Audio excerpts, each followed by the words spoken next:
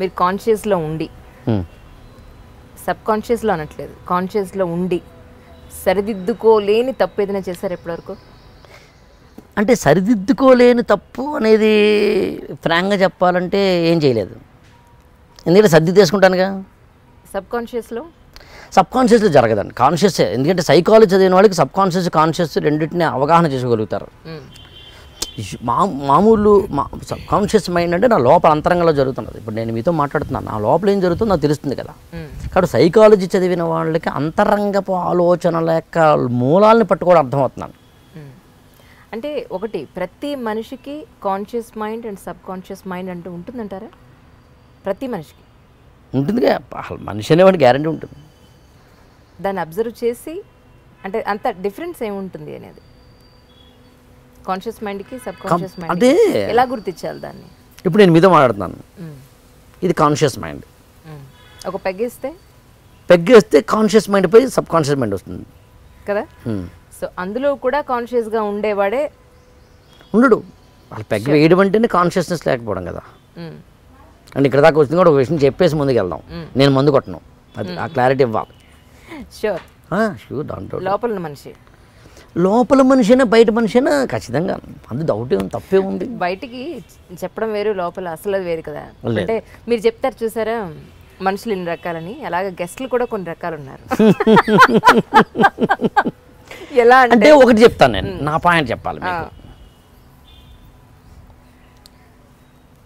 నా IAS interview పోయిన తర్వాత, ఈటీవీలో నేను పనిచేస్తున్న రోజుల్లో, ఢిల్లీలో పనిచేస్తున్న రోజుల్లో తీవ్రమైన డిప్రెషన్ ఉండేవాడిని. చాలా, ఇంకా అట్మోస్ట్ డిప్రెషన్, కోపం, కసి, ఐఏఎస్ రాలేదని. Then I use to have మందు కొట్టేవాడిని. మందు నాకు శరీరానికి పడదు. స్మోకింగ్ ఒకటి, డ్రింకింగ్ ఒకటి నా బాడీకి పడదు. ఓకే, బాడీకి పడదన్న విషయం ఎలా తెలుస్తుందంటే 4 సార్లు తాగిన తర్వాత 5 సార్లు వాంతి చేసుకున్న తర్వాత అర్థమవుతుంది, అంతేగా. ఇంకేం చేసుకుంటాం? ఇంకేదైనా తేడా చేస్తేనే ఇది మనకు పడదనమాట అనుకుంటాం. ఇంకేం చేసుకుంటాం? 2 దానికన్నా కిక్ ఇచ్చేది ఇంకోటి ఉన్నప్పుడు అది కిక్ ఇవ్వదు. నాకు ఆల్రెడీ పుస్తకం ఇచ్చేస్తుంది కిక్కు, నాకు ఇంకేది ఇవ్వట్లేదు అసలు. ఆ మాటకు వస్తే నాకు పుస్తకం చదువుతుంటే వచ్చే కిక్కు నాకు ఏది ఇవ్వనప్పుడు ఇంక నేను వేరే దానికి ఎందుకు వెళ్ళాలి? అదొకటి. 2 ఇంకోటి ఏంటంటే, నాకు నేను వేసుకున్న నిబద్ధతలు కొన్ని చెప్తాను మీకు. అంటే ఇవన్నీ యాక్చువల్గా ఇంటర్వ్యూలో నేను చెప్పొచ్చు చెప్పకూడదు నాకు తెలీదు, లేకపోతే అంత సీన్ ఏమిట్రా బాయ్ నీకు, నువ్వు పెద్ద తోపు అంటే నాకు తెలియదు. కానీ లేదు మీరు చెప్పాలి కూడా. అంటే అంటే ఎందుకు చెప్తున్నానంటే ఆ మాట, నేను సెలబ్రిటీని కాను, సినిమా వాడిని కాను, సో కాల్డ్ జనాలు అనుకుంటున్నా అంత నేనేమి మోస్ట్ వాంటెడ్ సెలబ్రిటీని కాను. కానీ మీరు సమాజానికి పనికొచ్చే మైట్ బి. నేను నేల మీద పడుకుంటాను స్టిల్, నేను మాట్లాడేది కట్టిక్క నేల మీద. కాకపోతే చిన్న ఏదో దుప్పటియా ఏదో అంటాం కదా, వేసుకుంటా. మా ఇంట్లో అంటే నేను నేల మీద, దీనికన్నా కొంచెం ఎత్తులో ఒక మంచం ఉంటుంది, దానికన్నా కొంచెం ఎత్తులో ఇంకో మంచం ఉంటుంది. పిల్లలు, భార్య, నేను. This is the hierarchical. అదే స్టేజ్ వైజ్ వస్తారు. 2 ఒంటిపూట భోజనం చేస్తాను నేను. ఓకే, 2 పూట్ల భోజనం చేయను. అంటే for every law there is an exception లాగా.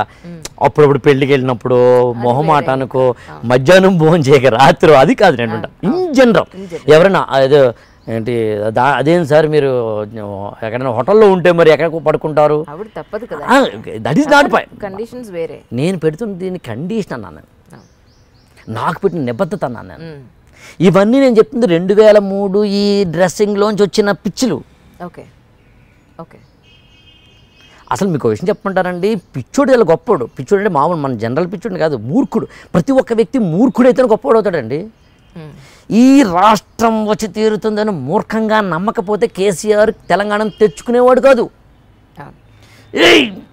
నేను అవుతాను అయి తీరుతాను ఎప్పటి కోసం అనరా నేను మంట్లుకున్నాను నేను అని అనుకోకపోతే కనుక 23 సంవత్సరాల్లో ప్రపంచాన్ని అలెగ్జాండర్ జయించుండేవాడు కాదు.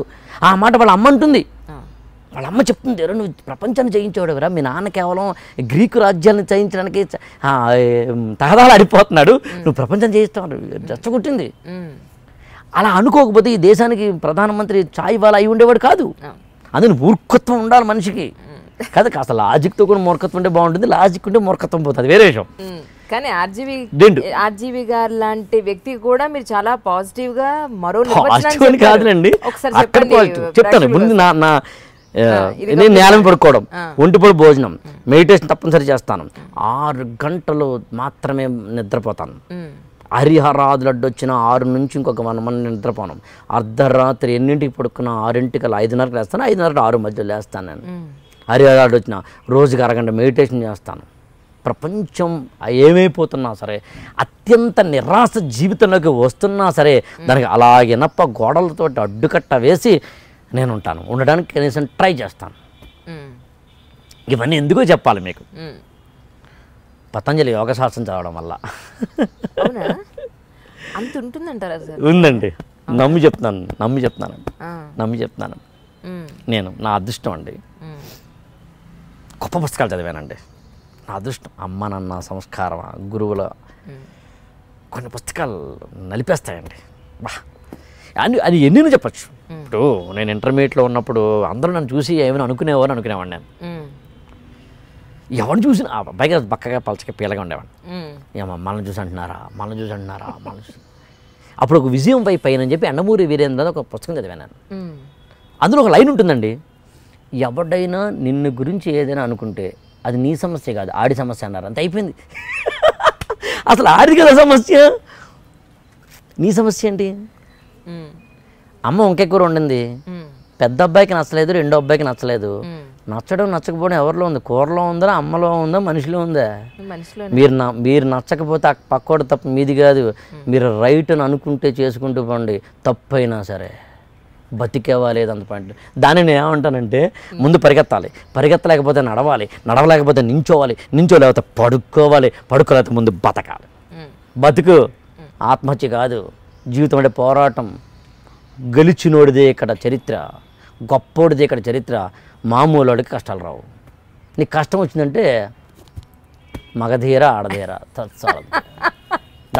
మగధీర ఆడధీర అంతే, నో డౌట్. నేను నమ్ముతాను దాన్ని, నేను బలంగా నమ్ముతాను. భావన కూడా నేను నమ్మి చెప్తున్నాను ఇవన్నీ. నేను అది నాకు ఐఎమ్ వెరీ మచ్ ఎమోషనల్. నాకు ఆ విషయంలో ఇంకా చాలా ఎమోషనల్ బాగా. అందులో అసలు డెసిషన్స్ కూడా ఇది ఎంత ఎమోషనల్గా తీసుకుంటారా ఏంటి? అవునా, డెసిషన్ తీసుకుంటాను. అలాగే నేను చెప్పాను కదా, లోపల ఏమున్నానో మనిషిని అలాగే బయటికి. అందులో నేను కలర్ వేసుకోవడానికి కారణం అదే, ఐఎమ్ ట్రాన్స్పరెంట్. అట్లా చెప్పాను కదా, మీరు నా రహస్యాలు అడిగి కూడా చెప్తాను. మీ ఓపిక అంత ఒకటి చెప్పండి. అంటే ఏంటి, ఏ టైప్ ఆఫ్ రహస్యం? ఇప్పటివరకు ఎక్కడ అంటే ఎలాంటి రహస్యం అంటే మీకు ఏ టైప్ ఆఫ్ రహస్యం కావాలి? ఇంట్లో వాళ్ళకు కూడా తెలియని రహస్యం ఏమీ లేవు. ఇంతకీ ఆర్జీవి గారికి కొత్త నిర్వచనాన్ని ఇచ్చారు, ఒకసారి అది చెప్పి పుణ్యం కట్టుకోండి, మేము కూడా వింటాం. ఆర్జీవి అంటే యాక్చువల్గా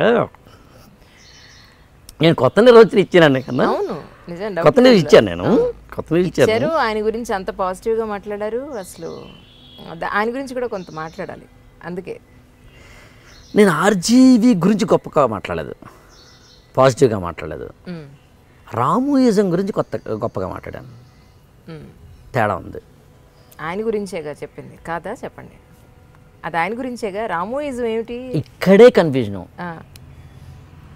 కన్ఫ్యూజన్. దేవుడు వేరు, దైవం వేరు, కన్ఫ్యూజన్ ఉంది. మ్యారేజ్ వేరు, వెడ్డింగ్ వేరు, కన్ఫ్యూజన్ ఉంది. ఎలా చెప్పండి? హోమ్ వేరు, హౌస్ వేరు, కన్ఫ్యూజన్ ఉంది. జాయ్ వేరు, బ్లిస్ వేరు, హ్యాపీ వేరు, గ్లాడ్ వేరు, బ్లిస్ వేరు, ఎక్స్టసీ వేరు, కన్ఫ్యూజన్ ఉంది. పెళ్ళయింది, మ్యారేజ్ హాయిగా ఉంది. పెళ్ళైన తర్వాత వెడ్డింగ్. అందునే మ్యారేజ్ ఇన్విటేషన్ ఎవరు అనరు, వెడ్డింగ్ ఇన్విటేషన్ అంటారు. అందులో ఇంగ్లీష్ సినిమాలు కొంచెం చూడండి, I got marriage but of course it's not wedding అంటుంది. అంటే అవి పెళ్ళేందిరా కర్మకార ఒకటి తగిలేడు, అందులో ఇది వెడ్డింగ్ కాదు ఇది అంటుంది. హోమ్ అంటే స్వర్గం, స్వర్గం అంటే ఇల్లు. హౌస్ అంటే 4 గోడల మధ్యన కొట్లాట. ఇంకా చాలా ఉన్నాయి. హ్యాపీ అంటే మళ్ళీ అదే నిర్వచనాలు వేస్ట్ అండి, వ్యూయర్స్కి వేస్ట్ అని తప్ప. అలాగే ఇంతవరకు వచ్చింది కూడా చెప్తాను. మనసు వేరు, చిత్తం వేరు, హృదయం వేరు, ఆత్మ వేరు. అలాగే ఆత్మీయత వేరు, అనురాగం వేరు, ఆప్యాయత వేరు, అంటే అభిమానం వేరు. పదాలకి తేడా ఉంది. మనకు తెలుసుకోం, అవసరం లేదు, చేతిలో స్మార్ట్ ఫోన్ ఉంటుంది, కొడేస్తాం గూగుల్లో అంతే. బర్రకు పని పెట్టే పనే లేదు, అసలు లేదు. ఒకప్పుడు నేను మీ ఇంటికి రావాలి అంటే మధ్యలో 10 మందిని కలవాల్సి వచ్చేది, నాకు 10 మందిని అడగాల్సి వచ్చేది, 10 మంది అడ్రస్లు తెలుసుకోవాల్సి వచ్చేది, 10 రకాలుగా నేను మారాల్సి వచ్చేది, 10 మంది వ్యక్తిత్వాలను తెలుసుకోవాల్సి వచ్చేది. వాళ్ళు గూగుల్ మ్యాప్ అయిపోయింది, మనుషులతో నా సంబంధాలు పోయినాయి. అందుకే మనిషితో మాట్లాడడం కూడా అలవాటు తప్పిపోయింది. దాంతో నాకు మానవ మనస్తత్వాలు తెలియట్లేదు. అందు నేను గొప్ప అనుకుంటున్నాను, నువ్వు అక్కడతో వస్తాను తో లోపం. ఇంకోటి చెప్తాను మీకన్నా, ఒకప్పుడు నేను పుస్తకం చదవాలంటే ఇప్పటికీ నాకు గుర్తు, అమలాపురం ఎస్కేబేర్ కాలేజీ లైబ్రరీకి వెళ్ళి ఆ పుస్తకం దొరక్కపోతే అది ఎవరో పట్టుకెళ్తే 2 రోజులు 3 రోజులు 4 రోజులు వెయిట్ చేస్తే దొరక్కపోతే బాధపడి, ఆ తర్వాత అప్పుడు దొరికిన తర్వాత దాని గురించి ఆనందం, దాంతోపాటు నోట్స్ రాసుకుని మళ్ళీ తిరిగి చేయాలంటే రాత్రికి అలా ఒకరోజు చేస్తాడు వాడు. ఇప్పుడు చెప్పండి, దీనిలో శ్రమ ఉంది, శ్రమకి విలువ ఉంది. నా కష్టం ఏంటో నాకు తెలిసింది, దీని విలువ తెలుస్తున్నాను. అదే ఇప్పుడు నువ్వు గూగుల్లో నువ్వు కొడుతుంటే నీకేం తెలుస్తుంది? కష్టమే లేదు కదా అసలు. అవునండి, సుఖంతోనే వచ్చేస్తుంది. నేను ఫస్ట్ సైకిల్ మీద తిరిగి 2 వీలర్ మీద తిరిగి 54,000 రూపాయలు నా ఫస్ట్ కారు. ఆ తర్వాత కాస్తూ కూస్తూ 8 లక్షల కారు, 1.5 లక్షల కారు, తర్వాత 8 లక్షల కారు, తర్వాత 20 లక్షల కారు, ఇలా వెళ్తుంటే నాకు ఆ పెయిన్ తెలుస్తుంది. నెక్స్ట్ జనరేషన్కి ఏం తెలుస్తుంది? తెలియడం కష్టం. వాళ్ళ బ్లేమ్ చేయట్లేదు, కానీ నేనేమంటానంటే ఇది కూడా తెలుసుకో, అప్పుడు పరిపూర్ణ మానవుడు అవుతావు. లేకపోతే ఏముంది బతికేమంటే తొక్కలో బతుకు. అదొకటే కాదు, ఇదివరకు కంబైన్డ్ ఫ్యామిలీస్ ఉండేవి. ఊరు ఫస్ట్, తర్వాత నా కుటుంబం, తెలుసా? మొదట్లో ఊరు కోసం బతికేవారు, తర్వాత నా ఇల్లు, తర్వాత నా ఇల్లు, తర్వాత ఊరు, తర్వాత నేను నా కుటుంబం అంటే మా ఆవిడ, నేను, నా పిల్లలు, తర్వాత ఉమ్మడి కుటుంబం, తర్వాత ఊరు, ఆ తర్వాత నేను మా ఆవిడ, తర్వాత పిల్లలు, తర్వాత చిక్కు. ఇప్పుడు ఏం చేసినా మీకండి, ఫస్ట్ నేను, వైఫ్కి ఏమో వాట్సాప్లో వేరే అకౌంట్ ఉంటుంది, ఫేస్బుక్లో వేరే అకౌంట్ ఉంటుంది, భర్తకి వేరే అకౌంట్ ఉంటుంది, ఆయనకి వేరే ట్విట్టర్ ఉంటుంది, ఈయనకి వేరే ఉంటుంది, ఆయనకి వేరే కారు ఉంటుంది, వీరికి వేరే కారు ఉంటుంది. నేను ఇది డెవలప్ అవ్వడం తప్పట్లేదు, మరి మీరు అర్థం చేసుకోవాల్సింది. నేను అక్కడే చాలామందికి అర్థం కానేమో అనిపిస్తుంది నాకు. ఈ డెవలప్ అవ్వద్దు, సనాతనంగా అందరము కూడా వాట్సాప్ మూసేయవాళ్ళని, అర్జెంటుగా ఫేస్బుక్ మూసేయాలని అంటలేదు నేను. మారుతున్న కాలంతో పాటు మనం కూడా మారాలి. కానీ మారుతున్న కాలంతో పాటు మానవీయ విలువలు ఎలా మారుతున్నాయో, సాంఘిక విలువలు ఎలా మారుతున్నాయో, మానవపరమైన మూలాలు ఎలా మారుతున్నాయో అర్థం చేసుకోండి. నీకు ఫిజిక్స్ రాదుగా, ఫిజిక్స్ అంటే ఏంటో తెలియని నీకు ఒకటి ఫిజిక్స్ చెప్పాడుగా, ఫస్ట్ పాయింట్. నీకు ఇంగ్లీష్ రాదుగా, ఇంగ్లీష్ అంటే ఏంటో తెలియను నీకు ఇంగ్లీష్ నేర్పాడుగా ఒకడు. ఆయన నీకు ఇంగ్లీష్ నేర్పినందుకు కృతజ్ఞతగా దండం పెట్టరా అంటున్నావు. దీన్నే ఉపనిషత్తులు ఆచార్య దేవో భవ అన్నాయి. ఉపనిషత్తులంతా వృధా. నువ్వేం చదివావు? నేను చదివా. నేను చెప్తున్నానండి, ఉపనిషత్తులు 10 ఉపనిషత్తు అంటే చాలా ఉన్నాయి. 10 ఉపనిషత్తులు పూర్తిగా చదువుకున్న వ్యక్తిని నేను. పాఠాలుగా కాదు, మంత్రాలుగా కాదు, అందులో ఉన్న సైన్స్, అందులో ఉన్న మానవీయ విలువలు, అందులో ఉన్న మానవ శాస్త్రము, అందులో ఉన్న హ్యూమన్ సైకాలజీ. ఫ్రాయిడ్ చెప్పింది, ఈ ఉపనిషత్తు చెప్పింది ఒకటే మాత్రం చెప్పగలను నేను.